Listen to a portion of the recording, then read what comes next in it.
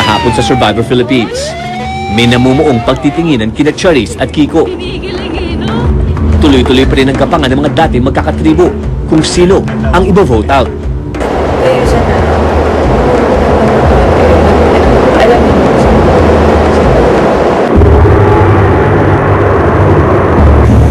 Okay ba? Kami, magiging milyonarya ka na. Sabisyuan mo lang muna kami. Nabi. Sabi nga, sabi ko sa kanya, basta mami, wala na akong pakialam doon sa pera. Sa'yo na yun. Bawal yung pare. Hindi naman sharing sinasabi ko eh. Sabi ko, sakripisyo para kay Mami Sita. Kasi ako, kahit matanda na ako, 30 na ako, may potential pa at may oras akong magpapayaman. Pero si Mami, siyempre 75 years old na to. Kailangan natin ipatikim yung masarap na buhay. Ano naman yung simple? 75 years. Sige, tawad, 74. Price gagawin na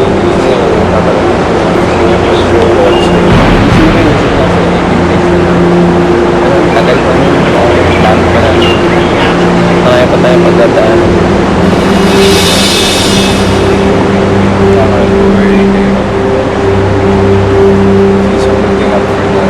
And it's just sad na he's already thinking about the money. Hindi pa nga namin nadadala yung tribo namin na pinangako namin sa tribo namin dun sa Final 6.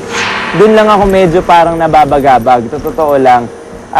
I've been telling this to Rob over and over na wag na muna natin isipin yon. Dahil nga, we can never know. Malay mo, hindi tayo umabot sa Final 3. Gawin mo kwintas. Gaya na siya tumaba. Pumunta siya dating. What happened to your nose? May water leak na naman. Oh my goodness. Kay Veronica, medyo ilang ako kasi nga taekwondo, alam mo sa taekwondo, seryoso eh. Eh ako, ano ko yung palagbiro, maingay ako, masayahin tao. So parang naging close bonding kami sa bracelet. Pero pagdating sa biruan, umaalalay pa rin ako kasi mamaya mapikon, hindi ko akala. Mamaya bigla ako, liparan ako ng pae, mahirap eh. May mga bago kaming kasama. So, ayun, si Curly Ling, nakakausap ko. So, nakakatuwa naman. Si Chris, tungkol sa family niya, na sobrang love niya yung wife niya and yung mga kids niya na mag-birthday nga. Tapos, ini-invite kami. Hi, Charis. Ay, nako.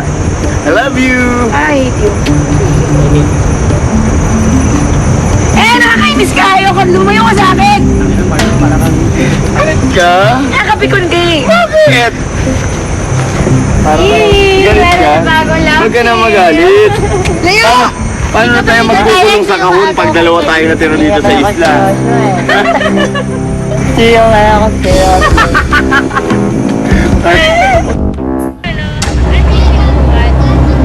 Hindi, tatlo na lang.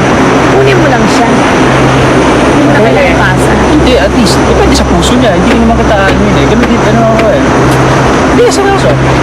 So, I'm assured of the second slot, but I'm going to give her the immunity necklace. And it's up to her to vote out kung sino yung sa tingin niya medyo alam mo na. So, pag sinabi niya ako yung boto niya, di out na magdalawa ka. Okay lang.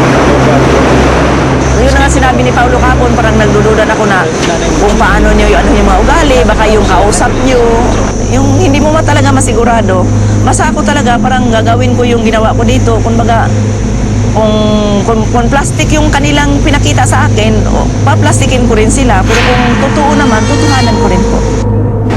I did not want Jace's plan to succeed because mahihirapan si Nanay Zita to go to the final two or something. Excited ako. So medyo kinausap ko si Cha at si JC, sinabi ko parang i-try mo naman i-convince si Kay na iboto si Marlon. Para lang decoy vote lang, para matanggal, at least hindi pantay yung vote, diba? Ngayon lang ako nag-hindi tayo 100% sure kasi parang I'm scared na my decision na right now, baka hindi ko na siya mabalag later on. Pero alam na baka Kiko was the one who told me na parang he thinks na si Jace parang feeling niya hari siya dahil malakas siya siguro sa Tiger. Tapos I told him, alam mo yun, nagkwento ako sa kanya about how Jace was, camp life, during Jara kay days pa. He really believes na he's made to win this competition. And alam mo yon, parang pwede rin, pero it makes me believe more na hindi siya deserving for the title of Soul Survivor.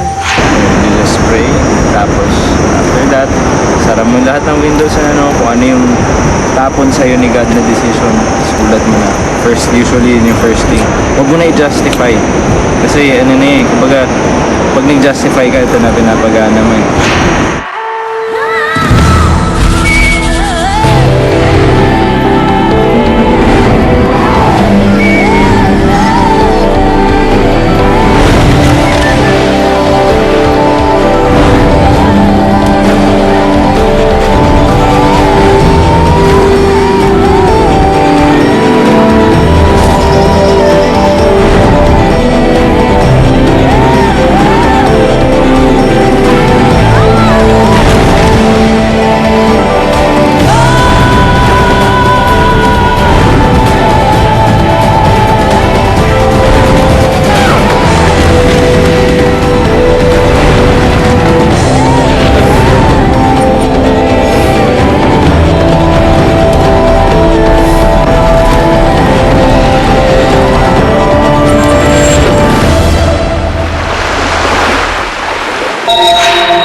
Susunod.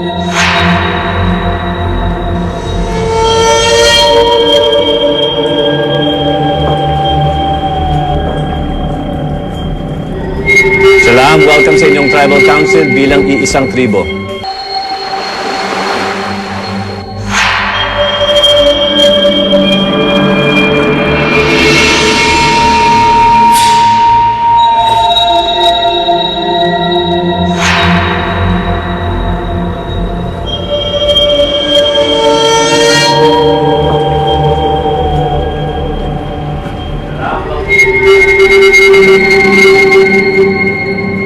Salam, welcome sa inyong Tribal Council bilang iisang tribo. Maupo at magsimula tayo. Ang apoy sumisimbolo sa inyong buhay dito sa Survivor Philippines. Kapag wala ng apoy, tapos na mga araw nyo dito sa isla. Kayo ang top 10. Ibig sabihin, the best of the best. Pero iisa na lang ang matitira pagkatapos ng 39 days. Lampas kalahati na tayo. Pinatunayan ninyong kaya ninyong tumagal sa camp life. Pinatunayan ninyo na kaya ninyong tiisin ang gutom, ang pagod. Ang mas matinding pagsubok ngayon, siyempre, yung tiwala ninyo sa isa't isa. Charlize, paano ka nakapag-adjust dun sa pag-iisang tribo? Madali lang naman para sa akin kasi yung nag-start kami dito, all girls yung tribe ng Naak. So si Nanay Zita tsaka si Kay, nakakausap ko naman there. Tapos yung time naman na nag-overnight ang Naak sa Jarakay dati, nakausap ko na rin si Chris, si JC, tsaka si Rob. Tapos si Kiko, kinidnap namin for some time. So okay naman, parang masaya dahil mas madami na. Jace, nung merge feast, nung sinabi ko na wala tayong challenge, ang gagawin natin ay kakain tayo marami. Ano yung feeling nun pagkatapos ng napakarami mga araw na walang tamang kain, na yung kain ay yung kung ano nakikita lamang at kung anong nahuhuli. At ito, naghanda kami ng isang piyesta para sa inyo. Hindi ko pa naranasan yun, pero sobrang nakakatuwa. Ang sarap, sobrang happy. Parang overwhelming, parang gano'n. Charlize, kasi kulang na lang mag-tumbling ka nung nalaman mo nakakain. Balik ka rin! Pero sa'yo talaga, grabe. Iba talaga. Kasi talagang meat talaga hinahanap namin. Sawa-sawa na ako sa halahan. Pero lahat ba ng kain na yun, sulit na sulit, Kay? Sobra. Sumakit nga yung son ko yung patio ko. Sobra. Nabigla. Yun ang iniisip namin na baka ma-impatso kayo sa sobrang gutom. Pero sino dito na-impatso doon sa... Okay. Nung gabing yun, naghatid pa kami ng inuman. Anong ginawa niyo doon, JC? Yung iba uminom, yung iba hindi. Kasi katulad ko, hindi ako mahilig uminom eh. So, yung parang cooler lang yung uminom. Kita ko naman na sobrang saya nila nung nakita nila yung Sino sa tingin mo yung medyo malakas uminom? si Marlon. Marlon. Kasi inubos niya yung dalawang wine eh. Nagpasitan naman siya. Nagpasip siya ng konti. So, 1-8. Rob, paano kayo naghanda?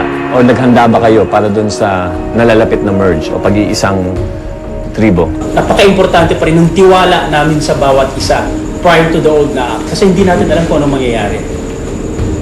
Baka natutulog kami, may nag-uusap ng kung sino-sino. So napaka-importante na mapagkatiwalaan talaga yung kausap mo. It's everybody's ballgame.